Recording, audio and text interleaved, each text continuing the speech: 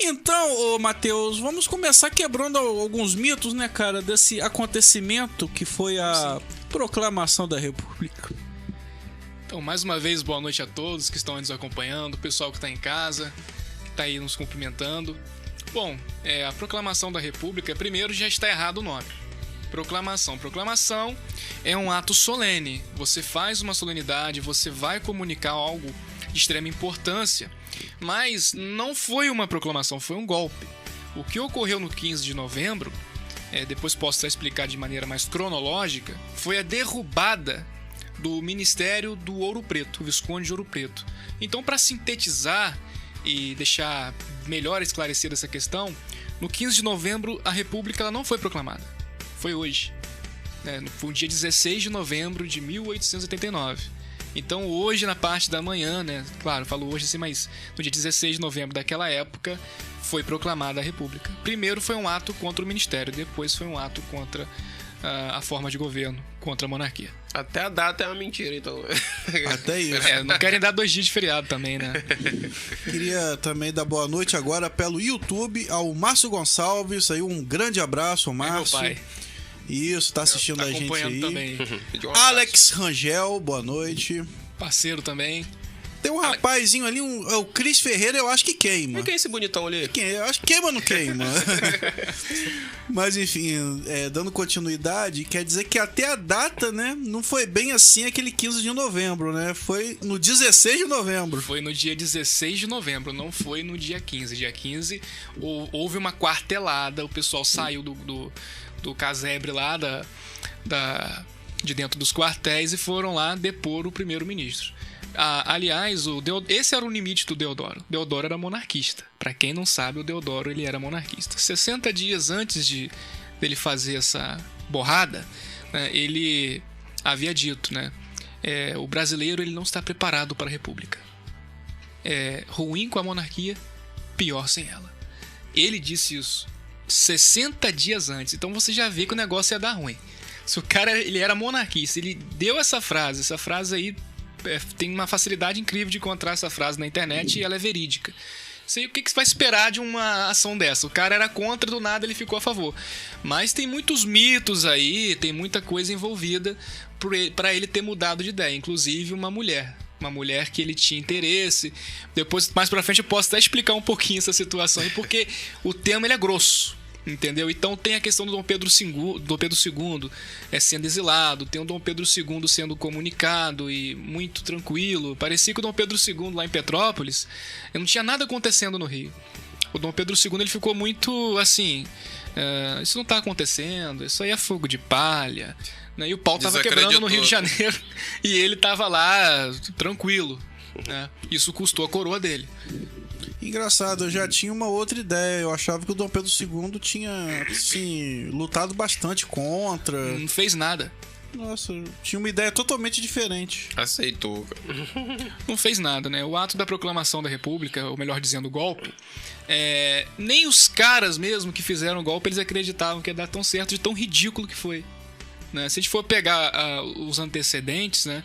Tem a questão que é passada na escola, que é a questão...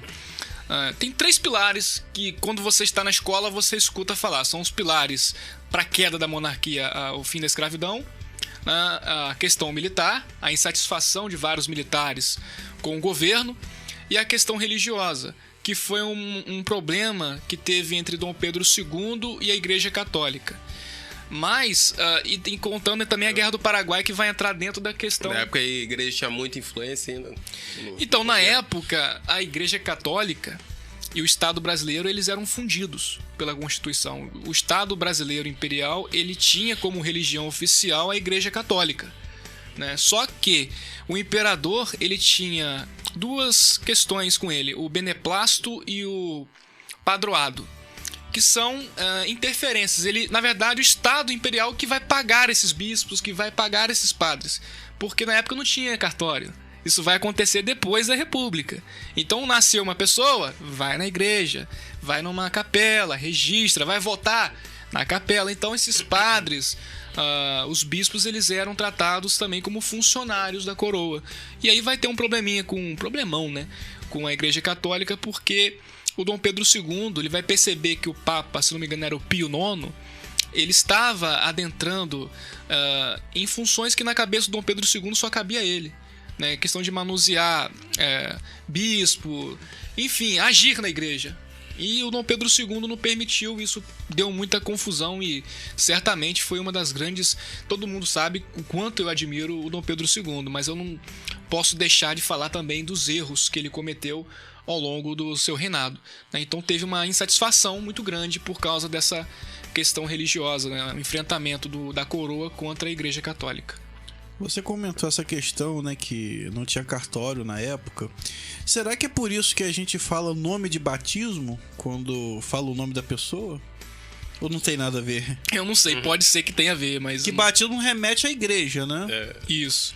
Pode ser que tenha alguma ligação, mas eu, particularmente, eu não entrei afim nisso, não entrei neste assunto, não estudei sobre isso exatamente. Pode ser que tenha, pode ser. Então, Matheus, será que essa insatisfação do povo também, na época, né, não era por conta da falta de rotatividade, né, já que o reinado ele é vitalício? E eu percebo, por exemplo, acontece aqui na nossa cidade, por exemplo, né, você tem um grupo governando. Então você não quer mais aquele grupo governando, você vota no outro representante de outro grupo. Aí esse outro representante não faz o que você queria, você volta para aquele outro grupo. Sim, mas não considero isso como um fator, porque, na verdade, se a gente for pegar, por exemplo, o primeiro-ministro, é uma palavra bem sintética, não existia essa palavra naquela época, é um nome bem longo, extenso, que eu não gosto de falar, que é chefe do gabinete, do presidente de ministros, é um nome muito longo. Não durava 2 anos. Então tinha mais rotatividade que hoje, então. Tinha mais rotatividade, porque o imperador ele era o chefe do poder executivo. É claro que ele era exercido pelo primeiro-ministro, mas a responsabilidade era do imperador.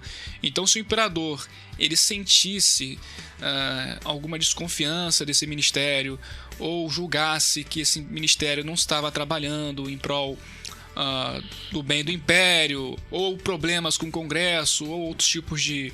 Até mesmo ele era muito desconfiado com a eleição, né? Fala muita coisa hoje em dia, né? Questão, não pode nem falar o nome, né? Da palavra.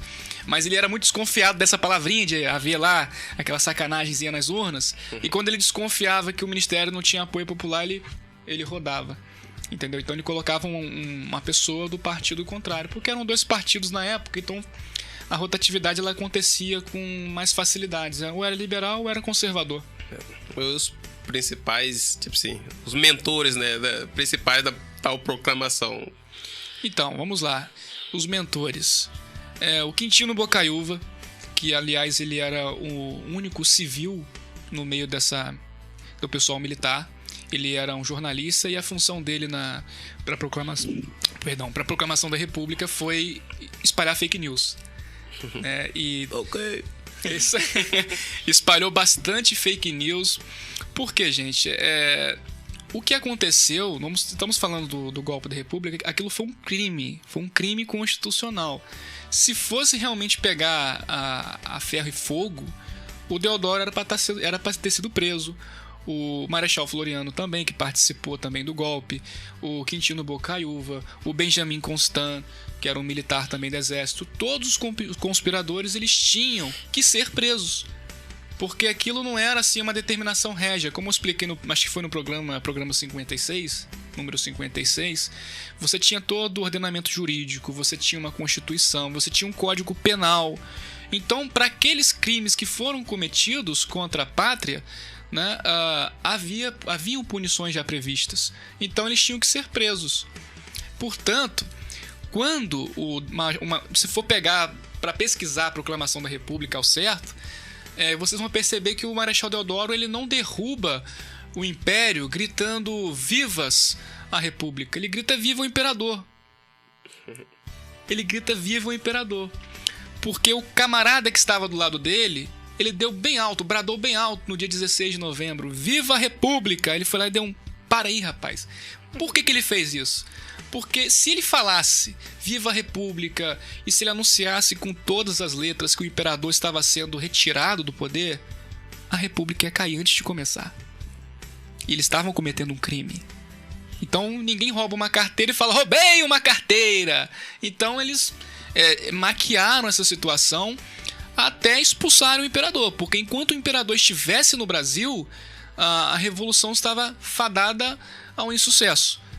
Vale lembrar que a grande parte da população não participou, por isso que tem aquela frase do Aristides Lobo, que aí ele não era monarquista, era republicano, e isso ajuda a nossa indagação, que o povo assistiu o 15 de novembro bestializado, não entendeu nada. Tipo assim, então a ideia principal era que eles fossem enganar que mudaria pelo sistema de governo, mas o governante ia permanecer o mesmo. Então, com a morte do... Vou explicar isso. Com a morte do Duque de Caxias, todo mundo conhece o Duque de Caxias, né? O maior nome do exército brasileiro. Havia falecido o Duque de Caxias, se não me engano, o general Osório também havia falecido. Os grandes nomes que participaram da Guerra do Paraguai já haviam falecidos. E esses nomes, essas pessoas, elas tinham um grande prestígio no exército brasileiro. Então, todo mundo respeitava o Duque de Caxias, todo mundo respeitava o general Osório. E aí, eles participaram ativamente da Guerra do Paraguai, foram heróis de fato. Ficou um dos mais antigos, o Marechal Deodoro da Fonseca. E a República, ela não conseguiu ser instituída através dos trâmites democráticos que haviam no Império. Havia um partido republicano no Império, em 1870 havia um partido republicano dentro do Império. Só que eles não tinham condições de eleger grandes números de deputados. E aí, foi passando o tempo, eles elegiam elegia dois, às vezes nenhum, nas eleições, e aí eles chegaram no acordo. Gente, não tem como a gente conseguir instaurar a república através dos meios democráticos. A gente precisa dar um golpe. E aí que junta o Marechal Deodoro da Fonseca. Lembra da fake news que eu falei no começo? Havia uma tensão muito forte entre o Visconde de Ouro Preto, que era o primeiro-ministro, e o exército brasileiro. Por quê? O Visconde de Ouro Preto, ele tinha vários projetos reformistas, inclusive reforma agrária, tratar das questões dos escravos, o Código Civil, que não tinha ainda, que ele estava fazendo. O Império, no mandato do Visconde de Ouro Preto, ele ia passar por uma reforma. E nessa reforma incluiria também a Guarda Nacional. A Guarda Nacional é como se fosse ali uma espécie, mas não é, de rival do exército brasileiro. Porque era uma espécie de milícia que agia de maneira legalista. Por exemplo, confusões civis, a Guarda Nacional entrava, não era o exército. Então tinha uma força militar paralela ao exército. Inclusive, um dos projetos, né, do plano de governo do Lula, trazer a Guarda Nacional. Isso, tem alguns países aqui na América do Sul que ainda contam com a Guarda Nacional. E aí, várias fake news foram articuladas por esse. Quintino Bocaiúva é um nome que vocês não podem tirar da cabeça. Um bairro no Rio hoje. Ele chegava lá e falava, pessoal, chegava no exército, né? Os caras estão lá almoçando, sei lá. Tá sabendo da nova? O que, cara? O que houve? O imperador vai mandar prender os generais do exército. O que é isso, cara? Vai mandar prender o Visconde de Ouro Preto, tá agindo por trás, não sei o que, falando, fogo, né, botando lenha na fogueira. E aí, numa dessas inflamações todas, o Deodoro sai de casa e vai até lá no gabinete do ministério. E aí o exército aponta, isso no 15 de novembro, apontam os canhões pra frente do Palácio de Governo. O Dom Pedro II estava lá em Petrópolis, né, tem uma distância. E aí, de boa, relaxando. De boa. Tinha um WhatsApp pra saber. Aí que tá, o Deodoro da Fonseca, ele queria proclamar a república? Não. Ele tava pé da vida com o Ministério do Ouro Preto. Ele queria resolver aquele problema. Que a coisa tava pessoal ali. Ele não era republicano, ele não queria proclamar a república ali.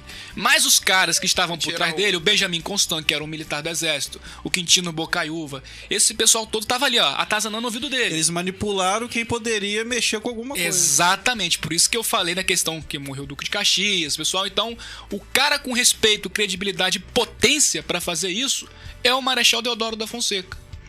E aí ele vai, olha a situação. Ele chega de manhã, bem cedinho no Palácio de Governo, onde hoje é a praça, se não me engano, é onde fica o comando do exército. Essa praça já mudou de nome algumas vezes. Era a Praça da Aclamação, depois Campo de Santana, e agora já nem recordo mais o nome. E aí ele ameaça prender o Visconde de Ouro Preto. E aí ele fica lá, o Visconde de Ouro Preto, dentro lá do gabinete.